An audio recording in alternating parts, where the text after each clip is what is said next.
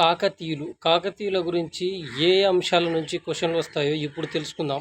కాకతీయుల్లోని ఆర్థిక వ్యవస్థ గురించి చదవాలి మొదటి అంశం. రెండవది కాకతీయుల పరిపాలన కాలం నాటి గురించి చదువుకోవాలి. అదేవిధంగా మూడవ అంశం సమాజము ప్రభుత్వ సేవలు. అదేవిధంగా నాలుగవ అంశము గ్రామ సేవల గురించి.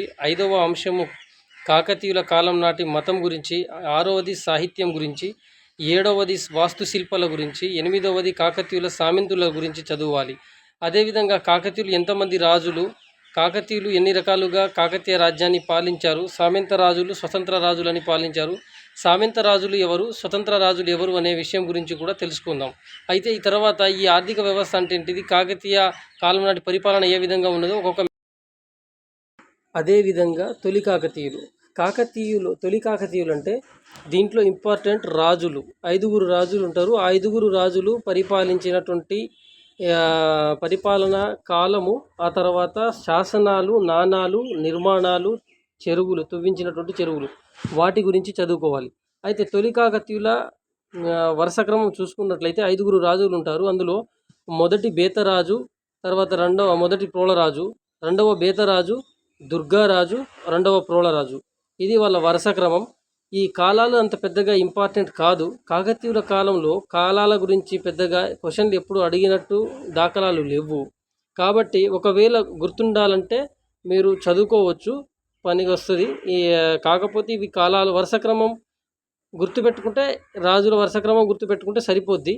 కాలాలు పెద్దగా అంత ఇంపార్టెంట్ ఏం కాదు, కాకపోతే గుర్తుంటే చాలా మంచిది. ఆ తర్వాత కాకతీయుల గురించి మనం చూసుకున్నట్లయితే నిర్మాణాలు, శాసనాలు, నాణాల గురించి చదువుకోవాలి. అదేవిధంగా కాకతీయుల కాలం నాటి ఒక్కొక్క అంశం గురించి చదువుకునేటప్పుడు ఏ విధంగా చదువుకోవాలంటే, ఇప్పుడు మనం తొలి కాకతీయులలోని మొదటి బేదరాజు యొక్క ఎలాంటి శాసనాలను వేయించారు, వీళ్ళ కాలంలో ఉన్నటువంటి సామంతులు ఎవరు, ఆ తర్వాత నిర్మాణాల గురించి ఒక్కొక్క రాజు గురించి ఇప్పుడు మనము చర్చించుకుంటూ పోదాం. అయితే ఈ తొలి కాకతీయులు 5గురు రాజుల గురించి వరుస క్రమం గుర్తుపెట్టుకోవాలి, కాలాలు కూడా గుర్తుపెట్టుకుంటే ఇంకా మంచిది. అయితే నెక్స్ట్ మనము ఈ ఒక్కొక్క రాజు గురించి చర్చించుకుంటూ ముందుకెళ్ళిపోదాం. ఓకే. తొలి కాకతీయులలోని మొదటి బేతరాజు క్రీస్తు శకం 995 నుంచి 1052 వరకు పశ్చిమ చాళుక్యులకు సామంతులుగా ఉంటూ కాకతీయ రాజ్యాన్ని పాలించిన రాజు.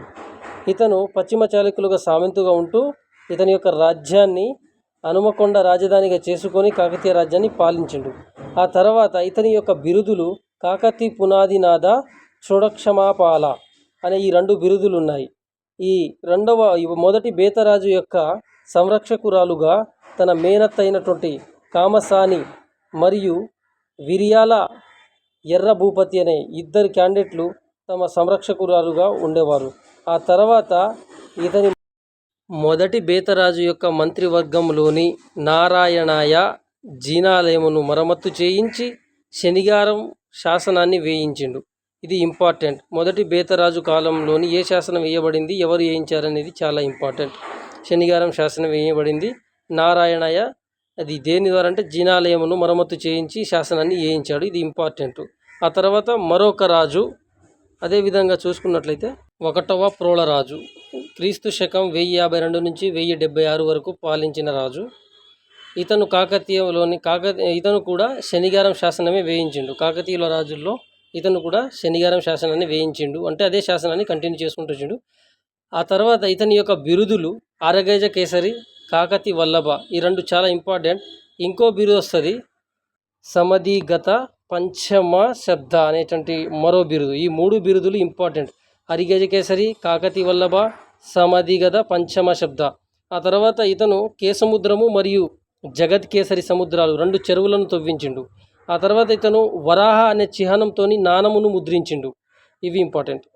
తొలి కాకతీయులలోని 3వ రాజు అయినటువంటి 2వ బేతరాజు క్రీస్తు శకం 1076 నుంచి 1008 వరకు పాలించాడు.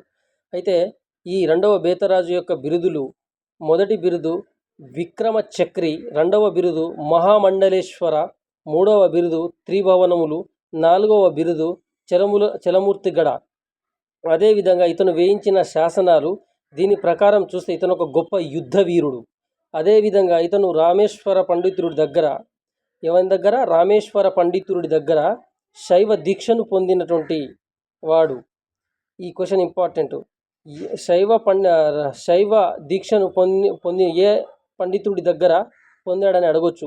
రామేశ్వర పండితుడి దగ్గర రెండవ బేతరాజు అయినటువంటి వాడు ఈ శైవ దీక్షను పొందాడు. ఇతను హన్మకొండలోని బేతేశ్వర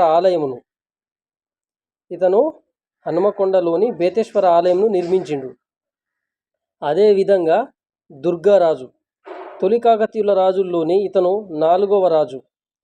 దుర్గారాజు క్రీస్తు శకం 1108 నుంచి 1106 వరకు కాకతీయ రాజ్యాన్ని పాలించిన రాజు.